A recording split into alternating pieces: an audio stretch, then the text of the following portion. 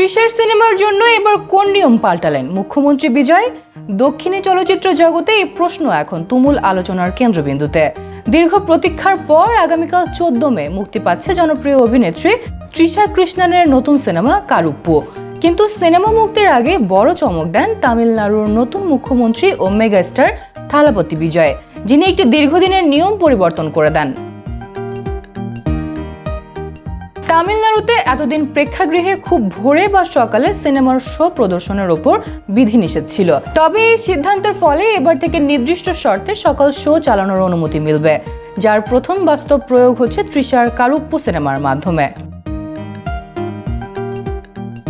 নতুন নিয়ম অনুযায়ী আগামীকাল থেকেই সকাল 9টা থেকে দর্শকরা প্রেক্ষাগৃহে সিনেমাটি দেখতে পারবেন। এই সিদ্ধান্ত ঘোষণার পরই সিনেমা প্রেমীদের মধ্যে ব্যাপক উচ্ছ্বাস তৈরি হয়েছে। অনেকেই মনে করছেন এটি তামিল চলচ্চিত্র শিল্পের জন্য একটি ইতিবাচক পরিবর্তন। তবে এই সিদ্ধান্ত ঘিরে সামাজিক যোগাযোগ মাধ্যমে শুরু হয়েছে নানা আলোচনা ও জল্পনা।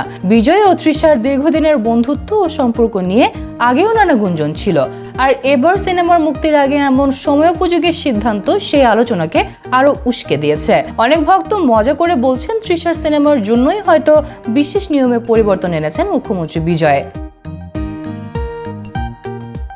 এদিকে বিজয়ের ভক্তরা এই সিদ্ধান্তকে স্বাগত জানিয়ে তাকে ধন্যবাদ জানাচ্ছেন। একজন ভক্ত লিখেছেন, একসময় তিনি নিজের সিনেমার জন্য অনুমতি চাইতেন, আর আজ পুরো ইন্ডাস্ট্রি তার সিদ্ধান্তের দিকে তাকিয়ে থাকে। এটাই তার জীবনের বড় পরিবর্তন। অন্যদিকে তৃষার জন্মদিনের দিন বিজয়ের নির্বাচনী জয় নিয়েও অতীতের কাকতালীয় ঘটনাগুলো আবারও আলোচনায় এসেছে। সব মিলিয়ে কারুপ্পু শুধু একটি সিনেমা মুক্তি নয়, বরং রাজনীতি, চলচ্চিত্র এবং ব্যক্তিগত সম্পর্কের গুঞ্জন মিলিয়ে দক্ষিণী বিনোদন জগতের নতুন এক আলোচনার জন্ম দিয়েছে।